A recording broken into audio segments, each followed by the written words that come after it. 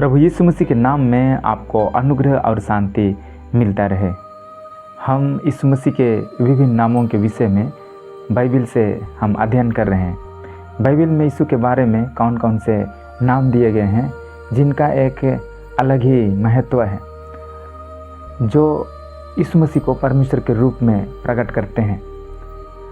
आज हम उन्हीं नामों में से एक विशेष पद नाम के विषय में हम देखेंगे, जो है एकलौता पुत्र। यीशु मसीह जो हैं परमेश्वर का एकलौता पुत्र हैं। इसका मतलब क्या है कि यीशु मसीह परमेश्वर का एकलौता पुत्र हैं? इसका मतलब ये नहीं कि जब यीशु मसीह इस धरती पर आए, देह धारण किए और जब वो कुंवारी के द्वारा इस पृथ्वी पर जन्म लिए और तब वो परमेश्वर का पुत्र हुए, ऐसा बिल्कुल भी नहीं है।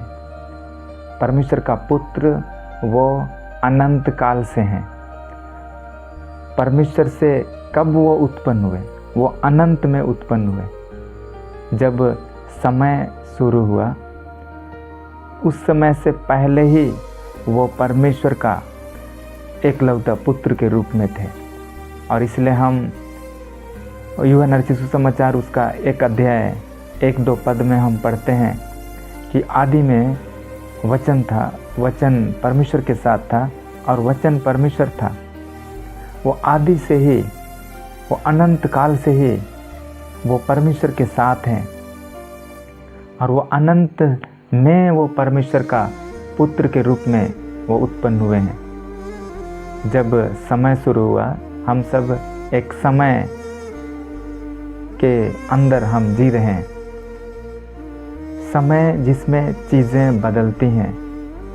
जो चीज़ आज छोटा दिखाई दे रहा है, कोई पौधा या तो कोई मनुष्य, छोटा रूप में हम उसको देखते हैं, एक बालक के रूप में, वो समय के साथ वो बढ़ने लगता है, जवान होता है और वो धीरे धीरे करके उसकी उम्र ढलती जाती है और एक दिन उसका जीवन इस संसार से ख़त्म हो जाता है, क्योंकि हम एक समय के अंदर हम हैं,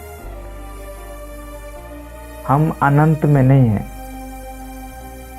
आप ज़रा कल्पना करें, अगर कुछ भी चीज़ नहीं बदलता, हम जैसा हैं वैसे ही हम रहें, 1000 साल, 2000 साल, 1,00,000 साल, तब भी हम जवान ही रहें, तो वो अनंत काल का वो जीवन है।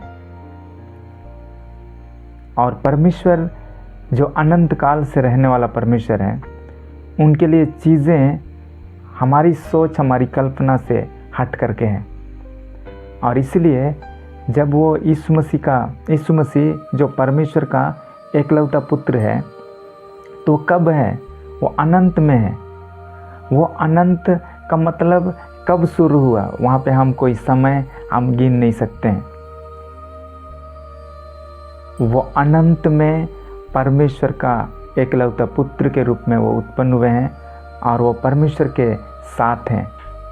जब हम यूहन्ना रचित सुसमाचार उसका 1 अध्याय और उसका 14 से लेकर के अगर हम 18 तक पढ़ें, तो इस प्रकार से लिखा है, और वचन देहधारी हुआ और अनुग्रह और सच्चाई से परिपूर्ण होकर हमारे बीच में डेरा किया। यहाँ जरा हम ध्यान दें कि पहला यूहन्ना उसका 1 अध्याय 1 पद और 2 पद में क्या लिखा है। यहीं पर आदि में वचन था और वचन परमेश्वर के साथ था और वचन परमेश्वर था। यही आदि में परमेश्वर के साथ था। सब कुछ उसी के द्वारा उत्पन्न हुआ और जो कुछ उत्पन्न हुआ है उसमें से कोई भी वस्तु उसके बिना उत्पन्न नहीं हुई है। आदि में वचन परमेश्वर के साथ था और वो वचन परमेश्वर था और उसी वचन से सब कुछ उत्पन्न हुआ है। ऐसा कुछ भी नहीं है जो उसके बिना उत्पन्न हुआ हो। टोटल चीज़ वचन के द्वारा उत्पन्न हुआ है। और 14 से जो हम आगे पढ़ रहे हैं, वहाँ लिखा है, और वचन देहधारी हुआ। वही वचन जिसके द्वारा से संसार उत्पन्न हुआ है। जो भी चीज़ें दृश्य या अदृश्य जो चीज़ उत्पन्न हुई हैं, वो उसी के द्वारा उत्पन्न हुई हैं। और वो वचन देहधारी हुआ। पिछले अध्ययन में हमने देखा कि विशेष पर्पस से यीशु मसीह देह धारण किए हैं, परमेश्वर देह धारण किया, इसके पीछे एक बहुत बड़ा कारण है कि वो क्यों मनुष्य का रूप वो धारण किया। यहाँ लिखा है वचन देहधारी हुआ और अनुग्रह और सच्चाई से परिपूर्ण होकर हमारे बीच में डेरा किया। वो वचन जब देहधारी हुआ तो अनुग्रह से परिपूर्ण हुआ। अनुग्रह का मतलब जो चीज़ हम पाने के लायक नहीं है वो चीज़ परमेश्वर ने हमें दिया। किसके द्वारा दिया? जब वो देह धारण हुआ, यीशु मसीह के रूप में जब इस धरती पर आए तो एक अनुग्रह का पैकेज के रूप में वो इस धरती पर आए। अनुग्रह और सच्चाई का, जो चीज़ हम पाने के लायक नहीं थे वो चीज़ उसने हमें दिया। हम परमेश्वर को नहीं जानते थे और यीशु मसीह के द्वारा हम परमेश्वर को जान गए। दो सत्य यहाँ पे हैं। यीशु मसीह पाप को नहीं जानता था लेकिन वो हमारे कारण पापी ठहरा, और दूसरी ओर हम परमेश्वर को नहीं जानते थे, हम धार्मिकता को नहीं जानते थे, लेकिन यीशु मसीह के द्वारा हमने धार्मिकता को जान लिया, क्योंकि वो अनुग्रह का पैकेज बन करके इस धरती पर आए। जो चीज़ हम पाने के लायक नहीं थे वो चीज़ परमेश्वर ने हमें दिया है यीशु मसीह के द्वारा। अनुग्रह और सच्चाई से परिपूर्ण होकर हमारे बीच में डेरा किया, हमारे बीच में वो चला फिरा, हमारे बीच में वो रहा।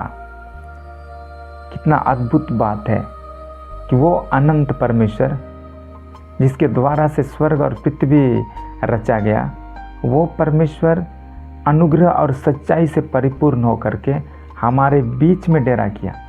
हम जो पापी, अधर्मी और तमाम प्रकार की सड़ाहट में जीवन जी रहे थे, हमारे बीच में डेरा करने के लिए परमेश्वर उतर आया। आगे लिखा है, और हमने उसकी ऐसी महिमा देखी जैसी पिता के एकलौते की महिमा। यूहन्ना ने उसके विषय में गवाही दी और पुकार कर कहा, यह वही है जिसका मैंने वर्णन किया कि जो मेरे बाद आ रहा है वह मुझसे बढ़कर है, क्योंकि वह मुझसे पहले था। यूहन्ना जब इस धरती पर, यूहन्ना बपतिस्मादाता इस धरती पर यीशु मसीह के विषय में क्या गवाही दिया कि वो मुझसे बड़ा है, मेरे बाद जो आने वाला है वो मुझसे बड़ा है। यहाँ लिखा है वह मुझसे बढ़कर है, क्योंकि वह मुझसे पहले था।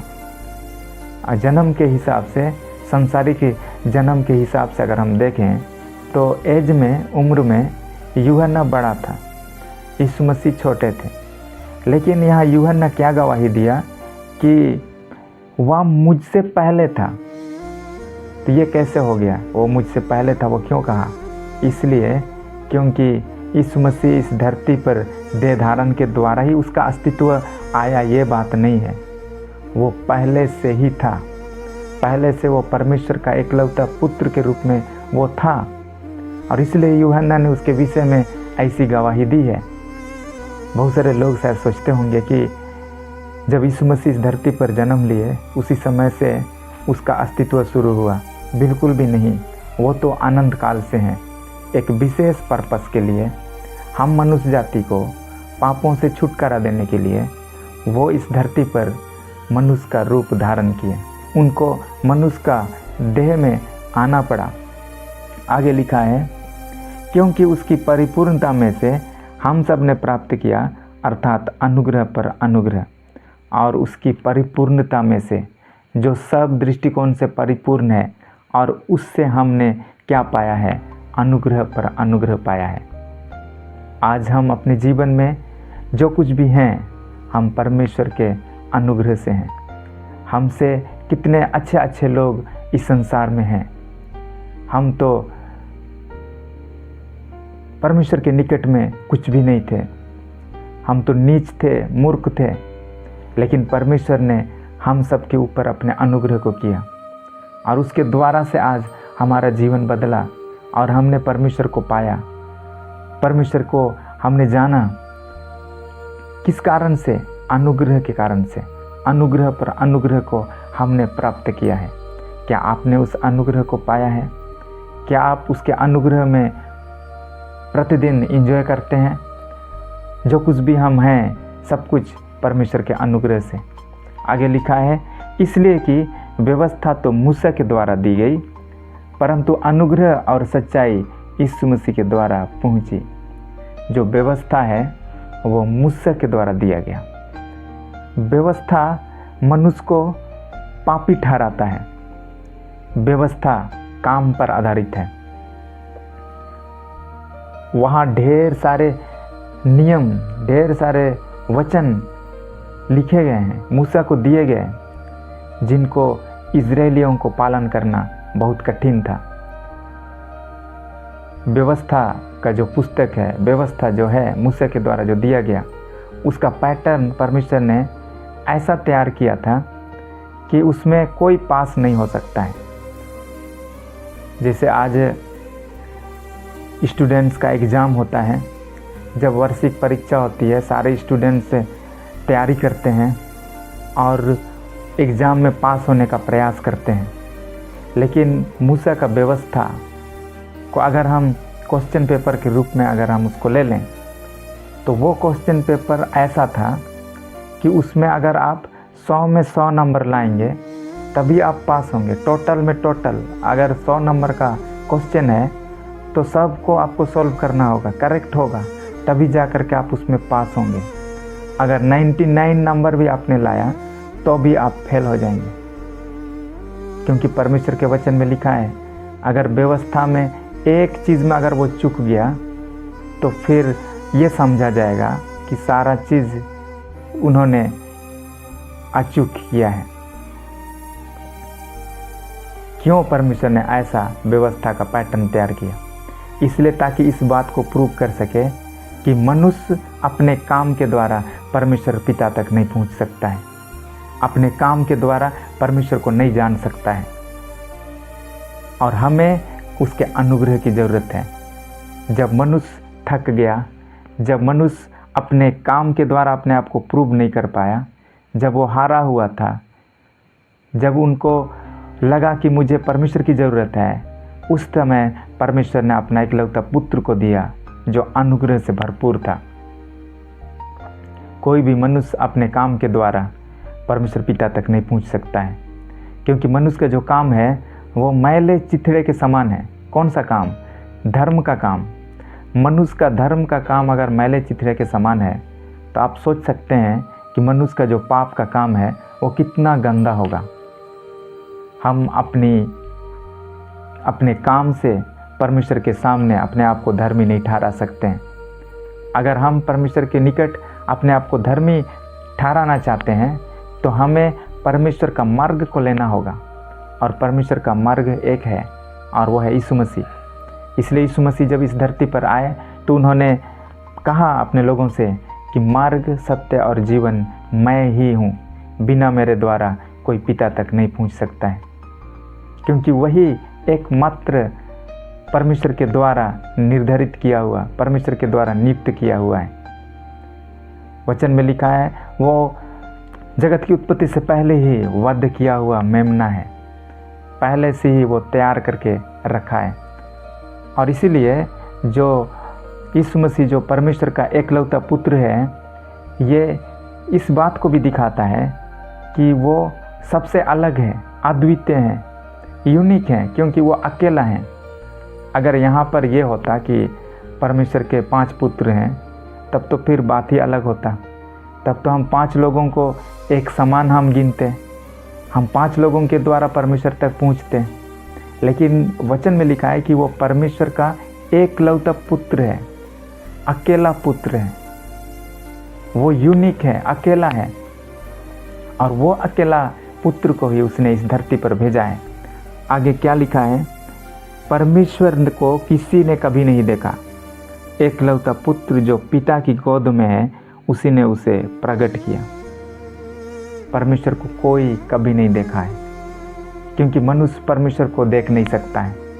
परमेश्वर महिमा में रहने वाला परमेश्वर, परमेश्वर पाप से घृणा करने वाला, वो पवित्र सामर्थी परमेश्वर जिसके सम्मुख में हम खड़ा नहीं रह सकते हैं, उस परमेश्वर को कौन देख सकता है? कोई नहीं। जब मूसा ने परमेश्वर से आग्रह किया था कि मैं आपको देखना चाहता हूँ, तो परमेश्वर ने अपना फेस, अपना चेहरा मूसा को तक नहीं दिखाया, क्योंकि अगर उसका फेस को देखता तो वो जिंदा नहीं रह पाता। मनुष्य के अंदर पाप पाया गया, वो परमेश्वर को देख नहीं सकता है, और इसलिए परमेश्वर ने अपना ग्लोरी, अपना महिमा को थोड़ा समय के लिए शून्य कर दिया। इसलिए लिखा है, परमेश्वर के समानता में होकर भी उसने अपने आप को शून्य कर दिया, मनुष्य का रूप में आया, दास का स्वरूप धारण किया, ताकि हम उस परमेश्वर को यीशु मसीह में देख सकें, जो मनुष्य के रूप में इस धरती पर चला फिरा, लेकिन वो तो परमेश्वर को प्रकट किया। यहाँ लिखा है, सेम एकलौता पुत्र के रूप में भी। एकलौता पुत्र जो पिता की गोद में है, वो पहले से पिता की गोद में एकलौता पुत्र के रूप में था, और उसी ने इस धरती पर आकर परमेश्वर को प्रकट किया। परमेश्वर के वचन में लिखा है, अगर हम यूहन्ना रचित सुसमाचार उसका 3 अध्याय 16 से 18 को पढ़ेंगे, यूहन्ना रचित सुसमाचार उसका 3 अध्याय और उसका 16 से 18, यहाँ पे लिखा है, क्योंकि परमेश्वर ने जगत से ऐसा प्रेम रखा कि उसने अपना एकलौता पुत्र दे दिया, ताकि जो कोई उस पर विश्वास करे वह नष्ट ना हो, परंतु अनंत जीवन पाए। परमेश्वर ने अपने पुत्र को जगत में इसलिए नहीं भेजा कि जगत पर दंड की आज्ञा दे, परंतु इसलिए कि जगत उसके द्वारा उद्धार पाए। जो उस पर विश्वास करता है उस पर दंड की आज्ञा नहीं होती, परंतु जो उस पर विश्वास नहीं करता वह दोषी ठहर चुका, इसलिए कि उसने परमेश्वर के एकलौते पुत्र के नाम पर विश्वास नहीं किया। और दंड की आज्ञा का कारण यह है कि ज्योति जगत में आई है, 19 पद में लिखा है, और मनुष्यों ने अंधकार को ज्योति से अधिक प्रिय जाना, क्योंकि उनके काम बुरे थे। यहाँ वचन में लिखा है कि परमेश्वर ने जगत से ऐसा प्रेम रखा, क्यों? वो अपना एकलौता पुत्र को इस धरती पर भेज दिया, इसलिए क्योंकि उसने जगत से प्रेम रखा। जगत कहने का मतलब, हम जगत में जितने मनुष्य हैं, हम मनुष्य जाति से परमेश्वर ने प्रेम किया। वो कैसा प्रेम किया? वो अनुग्रह के साथ हमसे प्रेम किया। क्या हम परमेश्वर का प्रेम पाने के लायक थे? हम परमेश्वर का प्रेम पाने के लायक बिल्कुल भी नहीं थे। परमेश्वर जो प्रेमी परमेश्वर है, उसका प्रेम निस्वार्थ प्रेम है। हम मनुष्य कैसे प्रेम करते हैं?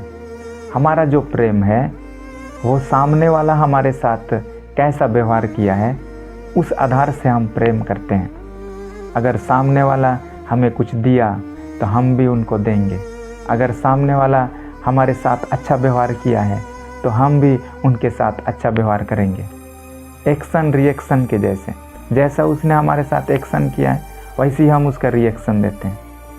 मनुष्य का प्रेम ऐसा ही है, लेकिन हमारा परमेश्वर का प्रेम वैसा नहीं है।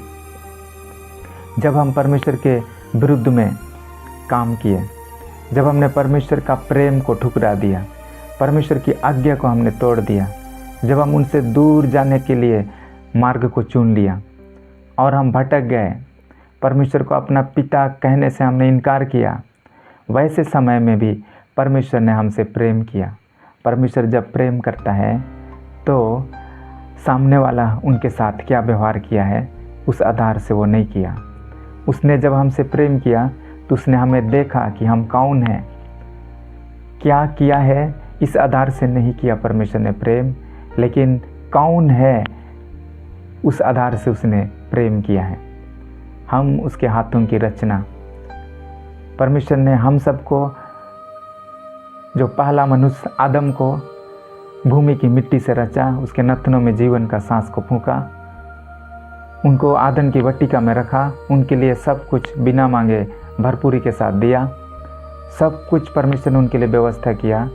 लेकिन अंत में जब शैतान उसके सामने खड़ा था, परमेश्वर का प्रेम को ठुकरा दिया और अपना मार्ग उसने लिया। लेकिन फिर भी परमेश्वर ने हमसे प्रेम किया। वचन में लिखा है, क्योंकि परमेश्वर ने जगत से ऐसा प्रेम रखा कि उसने अपना एकलौता पुत्र दे दिया। वो कैसा प्रेम किया, उसका प्रेम कितना ज़्यादा है। उसका प्रेम हम इस बात से समझ सकते हैं कि उसने हमारे लिए क्या दिया। उसने हमारे लिए कोई सोना चांदी नहीं दिया, उसने हमारे लिए अन्य कोई गिफ्ट नहीं दिया, लेकिन बाइबल बताती है उसके पास जो सबसे बेस्ट चीज़ था उसने हमारे लिए दे दिया, अपना एकलौता पुत्र को। उसके और पुत्र नहीं थे, वो एकलौता पुत्र है। उसने स्वर्ग को हमारे लिए खाली किया। क्यों? उसका जो प्रेम है वो उद्देश्य से भरा हुआ है। हम जब किसी को प्रेम करते हैं तो हमारा उद्देश्य क्या है? परमेश्वर का उद्देश्य जो उसने हमसे जब प्रेम किया तो उसका उद्देश्य क्या था? हमें अपना पुत्र को क्यों दिया? इसलिए क्योंकि हमें सबसे ज़्यादा मनुष्य जाति को ज़रूरत था यीशु मसीह का, सबसे ज़्यादा ज़रूरत था उसके एकलौता पुत्र का। आज इस ज़रूरत को लोग समझते नहीं हैं कि उनके जीवन में सबसे ज़्यादा ज़रूरत क्या है। अगर आप पूछेंगे किसी मनुष्य से जो परमेश्वर का प्रेम से दूर है, आपके जीवन में सबसे अधिक ज़रूरत कौन सी चीज़ है, तो वो अपने जीवन में भौतिक आवश्यकताओं के बारे में कल्पना करना शुरू करेगा। शायद वो कहेगा कि मेरे लिए सबसे इम्पोर्टेंट एजुकेशन है। शायद वो कहेगा मेरे लिए एक सुंदर सा घर सबसे इम्पोर्टेंट, सबसे ज़रूरत की चीज़ है। वो कहेगा मेरे लिए गाड़ी की आवश्यकता है। लेकिन जब परमेश्वर ने मनुष्य को देखा, वो रियल रूप में देखा, वास्तविक रूप में देखा कि मनुष्य को सबसे ज़्यादा ज़रूरत क्या है। सबसे ज़्यादा ज़रूरत मनुष्य को धन और दौलत नहीं, लेकिन उसके एकलौता पुत्र की ज़रूरत थी।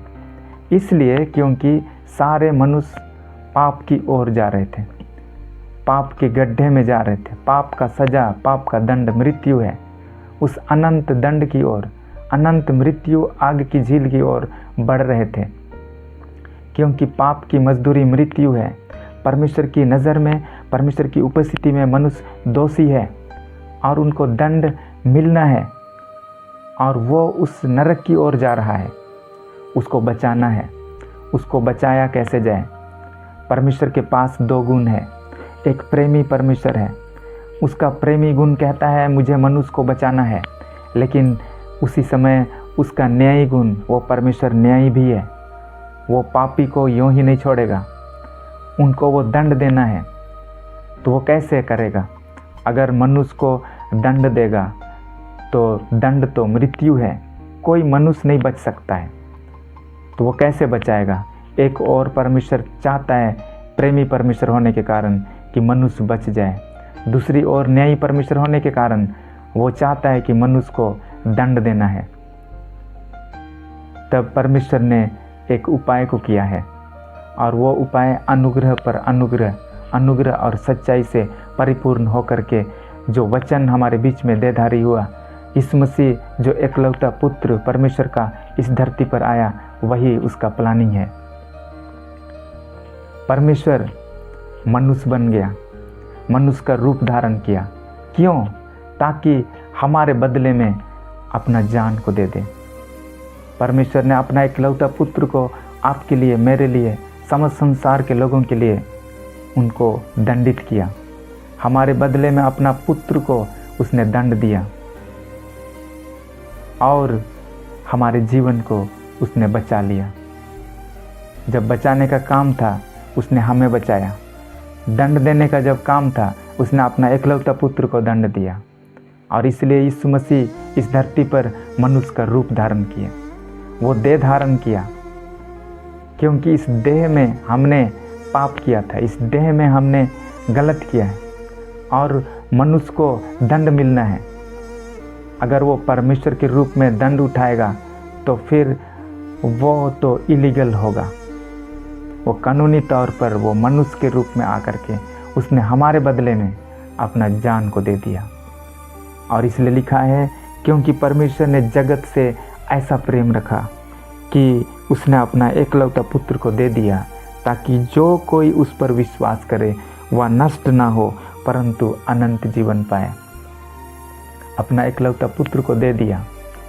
अब जो कोई भी उस पर विश्वास करेगा, यहाँ ये नहीं लिखा है एक विशेष व्यक्ति, ये नहीं लिखा है कि कोई एक भाषा बोलने वाला व्यक्ति, यहाँ पे ये नहीं लिखा है कि एक विशेष देश के लोग जब विश्वास करेंगे तो उनको परमेश्वर बचाएगा।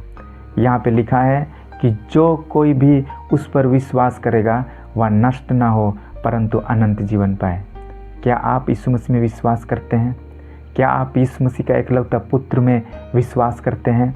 अगर आप उस पर विश्वास करते हैं तो नष्ट ना हो परंतु अनंत जीवन पाए। आप अनंत जीवन पाएंगे। नष्ट होने का मतलब क्या है? उस अनंत आग में जाने से आप बच जाएंगे, क्योंकि एकलौता पुत्र इसलिए आया है ताकि वो आपको जीवन दे। उसका बहाया गया लहू आपके पापों को क्षमा करेगा। यहाँ लिखा है आगे, परमेश्वर ने अपने पुत्र को जगत में इसलिए नहीं भेजा कि जगत पर दंड की आज्ञा दे, परंतु इसलिए कि जगत उसके द्वारा उद्धार पाए। बहुत सारे ईश्वरों के विषय में हम इस संसार में सुनते हैं, जो अलग अलग जनरेशन में आए, ऐसे लोग कहते हैं। और वो जब आए तो किसी को दंड देने के लिए, जब पाप भर गया तो किसी व्यक्ति को ख़त्म करने के लिए, इस तरह से लोग बताते हैं।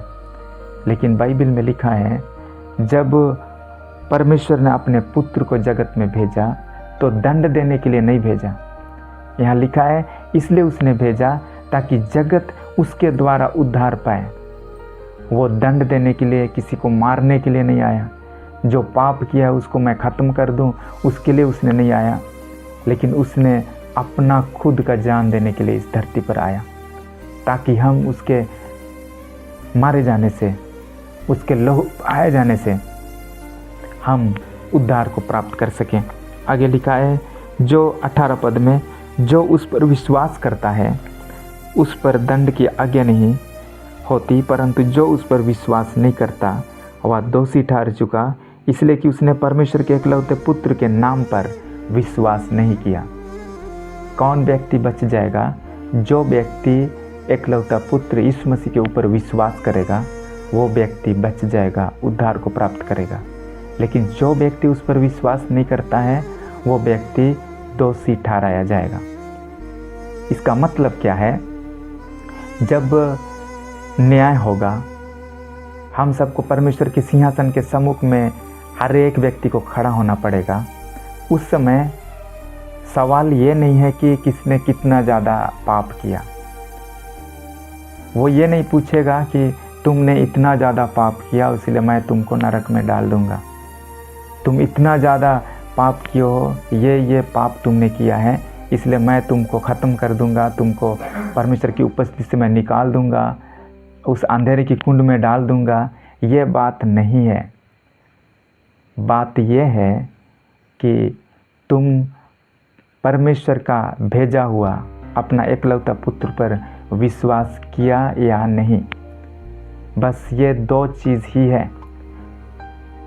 मनुष्य परमेश्वर का भेजा हुआ एकलौता पुत्र यीशु मसीह पर विश्वास किया या नहीं। क्योंकि पाप यीशु मसीह के भेजे जाने के बाद, एकलौता पुत्र यीशु मसीह इस धरती पर आने के बाद बड़ा यीशु नहीं है। हम कितना पाप किए वो मायने नहीं रखता है। अगर हम प्रभु यीशु मसीह के पास आते हैं, यीशु मसीह का लहू हमें पापों से शुद्ध करता है, हमें नया जीवन देता है। लेकिन बात यह है कि हम यीशु मसीह को एक्सेप्ट कर रहे हैं या नहीं, यीशु मसीह को हम ग्रहण कर रहे हैं या नहीं, यीशु मसीह के ऊपर हम विश्वास कर रहे हैं या नहीं। क्योंकि नए नियम में जो अनुग्रह पर अनुग्रह और सच्चाई से परिपूर्ण होकर यीशु मसीह जब इस धरती में आया, तो इस नए नियम में हम किस चीज़ पर विश्वास करते हैं? इस पर हम विश्वास करते हैं कि यीशु मसीह ने कलवारी क्रूस पर जो कुछ किया है उस पर अगर हम विश्वास करते हैं तो हम बच जाते हैं। पुराना नियम अपने काम पर डिपेंड था, लेकिन नया नियम में विश्वास के द्वारा हम उद्धार पाते हैं। कौन सा विश्वास? यीशु मसीह ने कलवारी क्रूस पर जो काम किया है। आपको काम करने का ज़रूरत नहीं है। लेकिन यीशु ने जो कलवरी क्रूस पर जो काम किया है उस पर विश्वास करना है। कई साल पहले कई सारे बीमारियों का मेडिसिन आविष्कार नहीं किया गया था। उस समय लोग साधारण सा बीमारी में भी डेथ कर जाते थे, जैसे मलेरिया। इन सारी बीमारियों से भी लोग मर जाते थे क्योंकि दवा का आविष्कार नहीं हुआ था। उस समय ये कहा जाता था कि उनको बीमारी है और इसलिए वो नहीं रहा।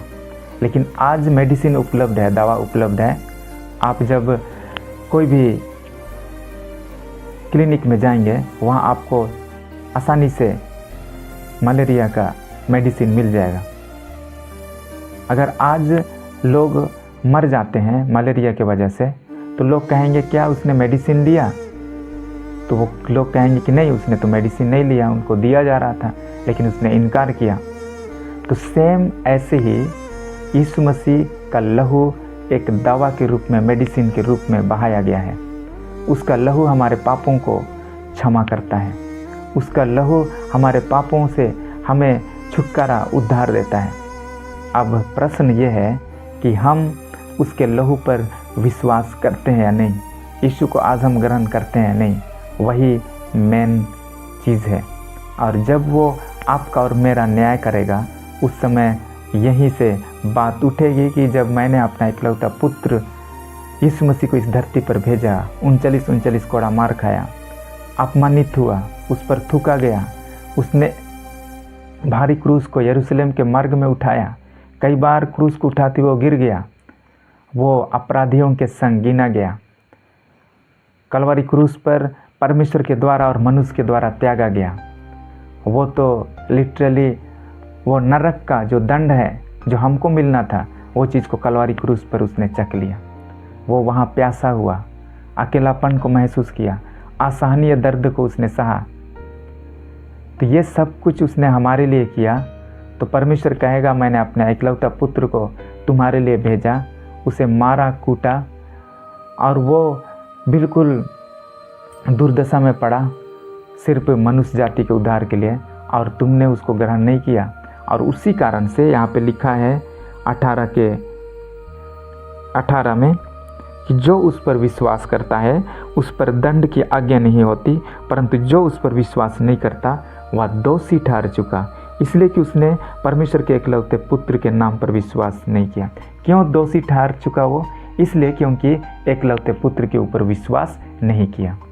आज हम अनंत जीवन पाने वाले हैं, उद्धार पाने वाले हैं, या अपने आप को दोषी ठहरा रहे हैं? प्रभु के पास आएं, वो आपको बुला रहा है। उसका जो प्रेम है कलवरी क्रूस पर से आपको, हर एक मनुष्य जाति को बुला रहा है। कोई भी आ सकता है, जितना भी पाप से भरा हुआ व्यक्ति, जितना भी गंदा व्यक्ति, वह भी अगर यीशु के पास आता है तो वो यीशु उनको कभी भी इनकार नहीं करेगा। उसका जो प्रेम है, जितना भी पाप का गड्ढा में पड़ा हुआ हो वहाँ तक उसका प्रेम पहुँच सकता है। उनको वहाँ से भी खींच करके एक अच्छा व्यक्ति, एक अच्छा परमेश्वर का महिमा के लायक व्यक्ति के रूप में वो तैयार करेगा। परमेश्वर आपको आशीष देने पाए। आमीन।